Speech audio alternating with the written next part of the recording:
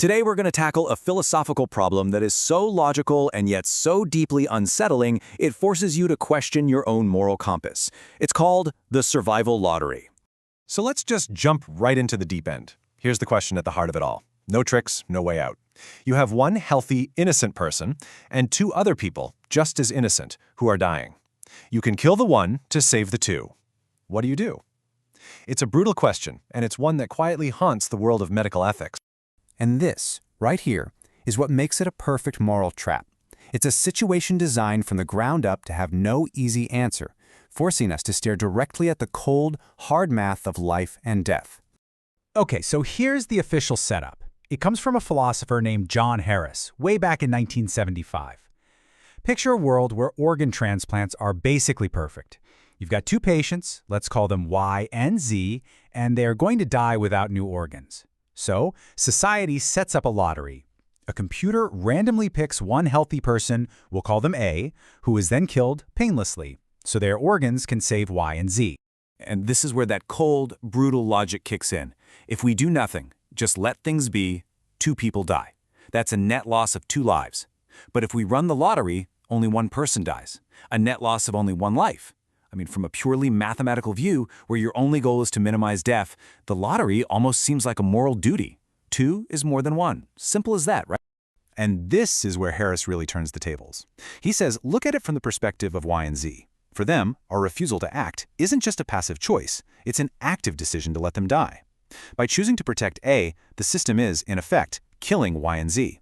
It's a powerful and deeply uncomfortable argument. Okay, so that was a thought experiment from the 70s. So what? Well, let's drag this idea into the 21st century. Because the only reason this whole lottery idea even exists is because of one single thing: scarcity. And today, the scarcity of human organs isn't a theory, it's a full-blown global crisis.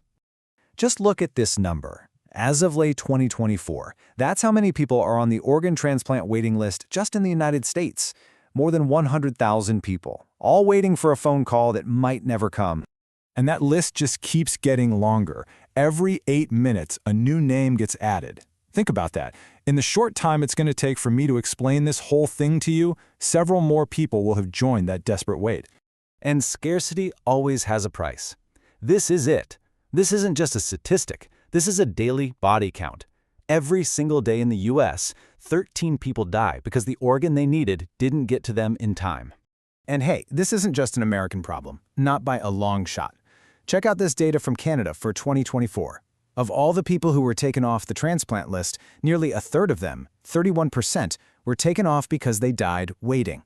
For them, that list wasn't a lifeline, it was a death sentence. And this is where things take a really dark turn. Because the cold logic of the survival lottery, this idea of sacrificing a few to save the many, it hasn't stayed locked away in a philosophy textbook. It's been put into practice, in the worst way you can imagine. You know, what's really chilling is that Harris himself predicted how a society would stomach a system like this. He said, we'd just invent new language for it. We wouldn't use words like kill or murder. No, the victims would be called upon to give life. It's an absolutely spooky prediction of how we sanitize horror. And here it is, the fatal flaw in the whole idea. When this kind of logic gets applied in the real world, the selection is never, ever random. The principle that some lives are expendable to save others, it always, always targets the weak and the powerless. You just have to look at the findings from the independent China tribunal. It found with certainty that a state-run industrial-scale system of forced organ harvesting has been going on for years. And the victims aren't random citizens. They're prisoners of conscience, people like Falun Gong practitioners and Uyghurs. The wait times for an organ can be just days or weeks, which suggests a living inventory of people ready for a kill-on-demand system. The tribunal called it what it is: crimes against humanity. This is the survival lottery with the philosophical mask ripped off. Okay, that was incredibly heavy. But let's shift gears now and talk about a way out. Remember, the whole reason the survival lottery is a problem is because of scarcity. So what if we could escape the trap not by solving the moral problem, but by getting rid of the scarcity that created it in the first place? This is the big question now. If we had an unlimited supply of organs, the entire horrifying math of the lottery just dissolves. It becomes totally irrelevant. And believe it or not, we are right on the verge of making that happen. Just look at this insane progress. In just the last year, xenotransplantation, that's using animal organs in people, has taken a massive leap forward. We've seen the first successful transplants of gene-edited pig kidneys into living patients. And for 2025, the FDA has already given the green light for the first big clinical trials. This is moving from being a one-off miracle to a real potential solution. And if you think that's wild, the next frontier is basically science fiction made real. 3D bioprinting organs using a patient's own cells. For the longest time, the huge problem was printing all the tiny, complicated blood vessels. But in 2025, researchers finally cracked it. The vision here is incredible.